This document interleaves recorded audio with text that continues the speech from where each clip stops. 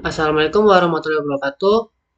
Perkenalkan, nama saya Fahmi Fahri Endarto dengan NIM 0233241690 dari mahasiswa dari Manajemen Informasi Komunikasi STMM Yogyakarta. Pada pagi hari ini saya akan presentasikan makalah UAS dengan mata kuliah media planner yang terdiri dari 4 bab dengan judul Strategi Membangun Kemandirian Ekonomi melalui Usaha Retail Sembako Berbasis Kewirausahaan. Kalau begitu, mari kita mulai. Kita akan masuk ke bab 1 yaitu di pendahuluan. Yang dimana mari kita mulai dulu dengan sebuah fakta. Faktanya 97% pelaku usaha Indonesia tuh masih UMKM ya, dan dari sekian banyaknya jenis usaha tuh retail sembako adalah yang paling tahan banding di tengah berbagai krisis. Kok bisa? Karena sembako tuh bisa dibilang adalah painkiller ya, produk yang bisa memenuhi kebutuhan mendesak dan fundamental. Nah, contohnya tuh ada beras, minyak goreng, gula, telur, dan lain-lain. Nah, ini tuh nggak bisa ditunda ya sampai ekonominya membaik. Nah, permintaannya itu bisa dibilang bersifat inelastis terhadap harga, yaitu di mana konsumen tetap akan membelinya gitu. Nah, disinilah landasan teori pertamanya bekerja, yaitu konsep painkiller, usaha yang menjawab rasa sakit nyata pelanggan akan selalu punya pasar di kondisi apapun. Untuk landasan teori yang kedua tuh ada tiga strategi lini. Yang pertama dari retail, yaitu menjual langsung ke konsumen akhir, margin besar per unit. Grosir, menjual partai ke warung-warung sekitar, arus kas stabil. Dan yang terakhir investasi atau saham, menggunakan surplus untuk bertumbuh jangka panjang. Nah, dalam makalah kali ini saya menganalisis studi kasus yang nyata, yaitu di toko sembako berkah mandiri di Jalan Kaliurang KM 7 Sleman Yogyakarta. Sebagai implementasi konkret dari konsep yang diajarkan Bapak Dr. Marwan dalam mata kuliah Media Planner. Kita akan masuk ke bab 2 yaitu analisis usaha retailnya. Nah, inti dari maka ini itu adalah analisis komprehensif menggunakan 4 metode wajib. Nah, untuk deskripsi usahanya sendiri yaitu dengan modal awal 25 juta, target omsetnya 3 sampai 5 juta per hari, produknya diantaranya ada beras, minyak, gula, telur, bumbu, dan lain-lain. Untuk layanan tambahnya tuh bisa pesan antar via WhatsApp. Untuk analisis pastelnya tuh mencakup yang pertama dari politiknya sendiri, yaitu kebijakan DIT menekan margin tapi melindungi persaingan sehat. Untuk ekonominya, permintaan sembako inelastis ini menjadi kekuatan terbesarnya.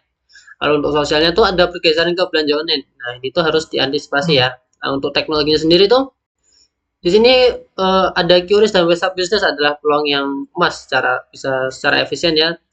Untuk lingkungannya, tuntutan packing ramah lingkungan mulai meningkat. Dan untuk hukumnya sendiri itu perizinan lengkap membangun kepercayaan konsumen. Kita akan masuk ke analisis SWOT-nya, yaitu yang pertama ada strength, yaitu hubungan personal dengan pelanggan. Ini yang tidak dimiliki Indomaret dan Alfamart ya. Mereka tuh nggak bisa menitip utang belanja kepada kasir mesin. Kelemahan utamanya tuh manajemen keuangan masih manual, belum terdigitalisasi. Untuk strateginya, gunakan kedekatan dengan pelanggan sebagai diferensiasi. Untuk analisis Fishbone-nya sendiri itu ada 6 ya. Yang pertama, pemilik kurang terlatih manajemen bisnis, tidak ada strategi pemasaran aktif, manajemen stok tidak efisien dan belum memanfaatkan teknologi kaset digital, keuangannya tuh masih tercampur ya antara keuangan pribadi dan keuangan usaha. Lalu yang terakhir ada tekanan persaingan dari minimarket waralaba. Nah, untuk pohon masalahnya tuh yaitu akar penyebabnya, yaitu masa intinya usahanya stagnan dan tampaknya tuh pendapatannya bisa dibilang tidak stabil ya. Untuk 5 solusi konkretnya, ikuti pelatihan UMKM dari Kemenkop atau Dinas Perindak, buka rekening bisnis terpisah, gunakan aplikasi buku warung. Ya, selanjutnya ada aktifkan QRIS dan buat konten di Instagram dan juga WhatsApp bisnis ya. Lalu di sini juga bisa untuk mendaftarkan usahanya ke mitra distributor secara langsung ya. Dan juga membuat rencana bisnis tahunan dengan target bulanan yang bisa dibilang terukur lah gitu.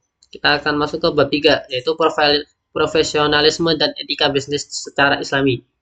Nah, di bab ketiga ini tuh profesional dan bab ini tuh menjawab dua pertanyaan sekaligus, bagaimana menjadi profesional dan bagaimana sih cara berbisnis yang berkah itu. Nah, di pilar profesionalisme itu yang pertama ada ilmu. Nah, di sini tuh wirausahaan tuh yang sukses tuh nggak tidak berhentinya belajar ya. Pemilik toko berkah mandiri tuh harus aktif mengikuti webinar UMKM, membaca buku kewirausahaan, dan membangun di komunitas pedagang. Nah, ilmu manajemen stok keuangan dasar dan pemasaran digital adalah modal minimum untuk seorang wirausahawan yang bisa dibilang modern ya. Yang untuk yang kedua yaitu pelatihan. Menurut Malcolm Gladwell menyebut ada teori 10.000 jam, yaitu keahlian sejati lahir dari jam terbang minggu. Nah, dalam usaha retail sendiri itu yang dimaksud tuh latihannya tuh berarti seperti mencakup transaksi setiap hari, stok opname setiap minggu, dan evaluasi produknya bisa setiap bulanan gitu. Nah, proses ini tuh membentuk intuisi bisnis yang tidak bisa diajarkan di kelas manapun. Dan untuk yang ketiga, ada konsistensi. Menurut Jim Collins, buktikan perusahaan besar tuh nggak bisa tiba-tiba dia langsung besar gitu. Pasti ada prosesnya lah. Mereka akan dari awal dari yang kecil gitu. Nah, mereka tuh tumbuh dari akumulasi tindakan kecil yang dilakukan setiap hari tanpa henti. Misalnya seperti buka tokonya tepat waktu, terus senyum ke setiap pelanggan, terus sisihkan keuangannya tuh untuk investasi bahkan di bulan yang sepi. Nah, kuncinya di sini tuh adalah konsisten. Lalu kita akan masuk ke tiga pilar etika bisnis secara Islami. Nur Shallallahu Alaihi Wasallam bersabda, dagang yang jujur terpercaya akan bersama para nabi, dari Siddiqin dan Syuhada, hadis riwayat Tirmizi. Nah, yang pertama yang tadi kejujuran. Nah, timbangannya itu harus benar, terus harganya yang bisa dibilang transparan dan nggak menjual produk yang kadaluarsa ya. Nah, kejujuran itu bukan dari bisa dibilang dari nilai moral. Itu tuh strategi bisnis yang bisa dibilang jangka panjang dan yang paling efektif. Nah, pelanggan tuh bakal percaya nih akan setia seumur hidup dan bisa menjadi pemasar terbaik kita tanpa bayaran. Jadi bisa memasarkan secara gratis lah gitu. Yang kedua ada sedekah dan zakat. Nah, jadi 2,5% laba bersih disisihkan untuk zakat mal setiap bulan. Nah, itu tuh harus ditambah sedekah kepada pelanggan. Pelanggan kurang mampu di sekitar toko kita ya. Ini tuh bukan pengeluaran, ini tuh lebih ke investasi secara sosial. Yaitu membangun loyalitas komunitas jauh lebih kuat dari iklan berbayar manapun. Nah, untuk yang ketiga, yaitu niat yang lurus. Dari hadis riwayat Bukhari Muslim, sesungguhnya amal amal itu tergantung pada niatnya. Nah, di sini tuh niat niat kita tuh bukan sekedar mencari untung, tapi niat kita adalah menciptakan yang pertama adalah menciptakan kemandirian, yang kedua membantu sesama dapat kebutuhan pokok dan bisa dibilang dengan harga terjangkau dan menjadikan setiap transaksi sebagai ibadah.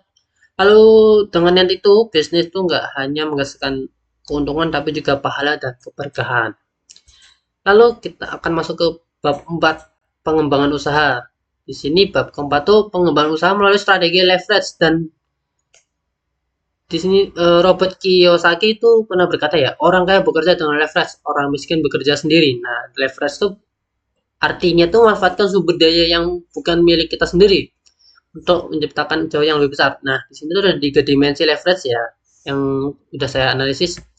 Yang pertama adalah leverage tenaga. Nah, di bulan pertama sampai bulan ke-6 tuh pemilik tuh harus bekerja sendiri sambil membuat SOP-nya secara tertulis. Lalu kita akan masuk ke bulan ke-7 tuh kita mulai rekrut karyawannya tapi masih dalam paruh waktu gitu. Terus udah masuk ke tahun kedua yaitu delegasikan operasional harian sepenuhnya.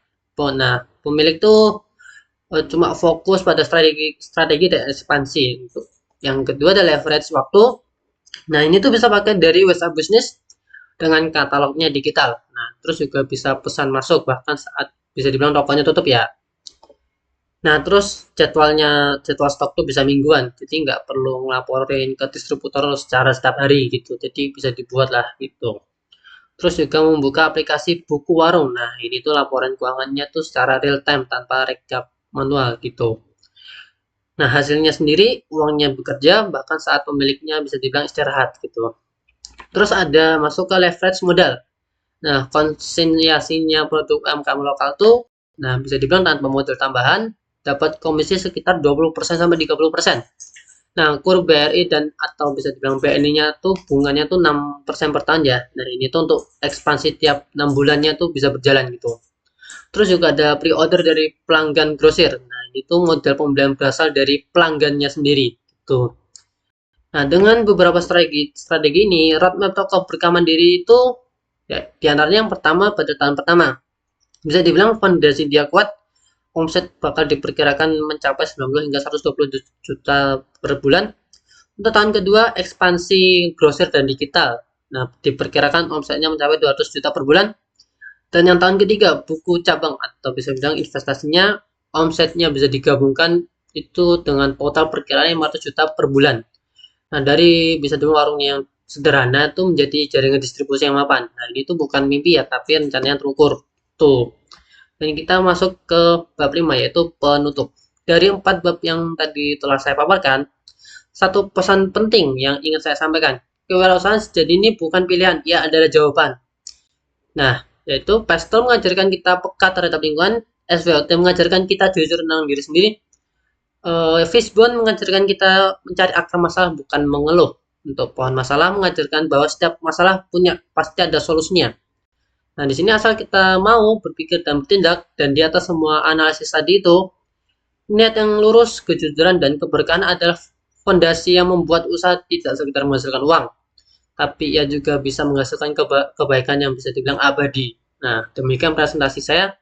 Terima kasih Bapak Dr. Marwan atas ilmu yang luar biasa dan teman-teman atas perhatiannya. Wassalamualaikum warahmatullahi wabarakatuh.